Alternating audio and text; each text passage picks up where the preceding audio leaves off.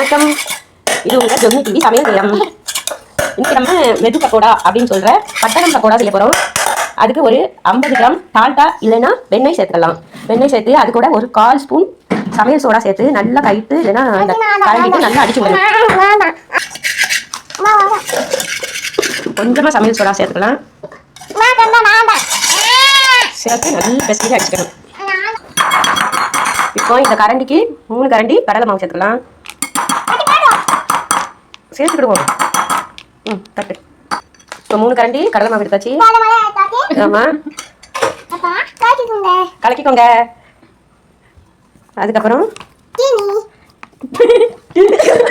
ஒரு கரண்டி அரிசி மாவு எடுத்துக்கிடுவோம். அதையும் சேர்த்து அது கூட நல்லா கலந்துக்கிடுவோம். இப்போ கொஞ்சம் போல உப்பு சேர்த்துக்கலாம். இப்போ நம்ம பொடுசா நறுக்கி வச்சிருக்க 2 வெங்காயத்தை இது கூட ஆட் பண்ணிக்கலாம். 2 வெங்காயம் ஆட் பண்ணியாச்சு. இப்போ சின்ன பிள்ளைங்களுக்கு மிளகா வேணும்னா நம்ம மிளகா போட்டுக்கலாம். சின்ன பிள்ளைங்களுக்கு மிளகா வேண்டாம் அப்படின்னு நினைக்கிறவங்க 2-3 மிளகு மட்டும் சேர்த்துக்கோங்க. இப்போ குழந்தைக்காண்டி நாங்கள் வாசத்துக்காண்டி இந்த மிளகா மட்டும் இப்படி சேர்த்துக்கிறோம். இது கூட 2 கருவேப்பிலை சேர்த்துக்கலாம், 2 மல்லி இலை சேர்த்துக்கலாம். மல்லி இலை பொடுசா வெட்டி வச்ச மல்லி இலை கொஞ்சம் போல. மாவு கூட 2 கருவேப்பிலை, கொஞ்சம் மல்லி இலை தூவிக்கிறோம். தூவிட்டு கொஞ்சம் சீரகம் சேர்த்துக்கிறோம். ஆமாம், நீ போடாண்டாச்சி போடு.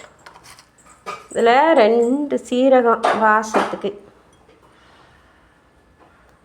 போட்டுக்கலாம். கலக்குங்க. அதுக்கப்புறம் 2 பெருஞ்சீரகம் இதையும் போட்டாச்சு. இதையும் கலக்கிக்கிடுவோம். அதுக்கப்புறம் நம்ம மிளகா போடல, அதனால மிளகு கொஞ்சம் போட்டாச்சு. போட்டு நல்லா கலக்கிட்டு இது கூட கொஞ்சம் காயத்தூள் ஸ்பெஷலாக லைட்டாக போட்டாச்சு. இப்போ இதையும் நல்லா கலக்கிக்கலாம். கலக்கிட்டு கொஞ்சமாக தண்ணி ஊற்றி கலக்கணும். கலக்கி கொஞ்சம் நல்லா உருண்டை பிடிக்கிற அளவுக்கு லைட்டாக தண்ணி ஊற்றி கொஞ்சமாக தண்ணி ஊற்றி அந்த உருண்டை பிடிக்கிற பக்குவத்துக்கு நம்ம கலக்கி எடுக்கணும். இப்போ இதில் தண்ணி ஊற்றணும். லைட்டாக ஊற்றிக்கிட்டு பிணைஞ்சு பார்த்துக்கலாம்.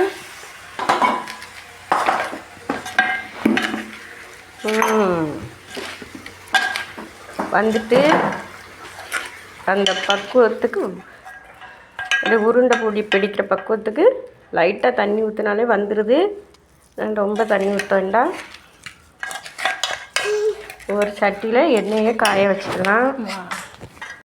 பட்டணம் பக்கோடாவில் என்னெல்லாம் சேர்த்துருக்கோன்னா ஒரு 50 வெண்ணெய்.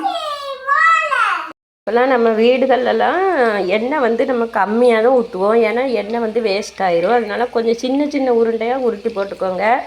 உள்ளேயும் நல்லா வெந்து மொறுமொறுப்பாக இருக்கும்.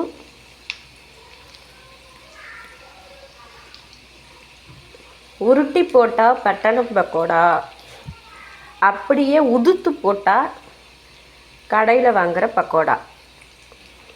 ஊரை தூக்குது, அந்தளவுக்கு வாசம். பார்த்தாலே தெரியும் உங்களுக்கு.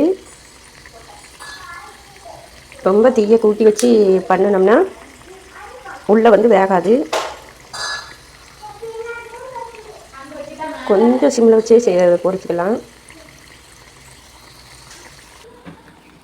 இப்போ நம்ம பட்டணம் பக்கோடா ரெடி ஆகிட்டு சூப்பராக உடையாமல் வந்துடுச்சு. நீங்களும் இதை வீட்டில் செஞ்சு பாருங்கள். சாப்பிட்டு மகிழுங்கள். ரொம்ப டேஸ்ட்டாக இருக்கும். பிடிச்சிருந்தா நம்ம ஜோகினி டிவிக்கு லைக், ஷேர், சப்ஸ்கிரைப் பண்ணுங்கள்.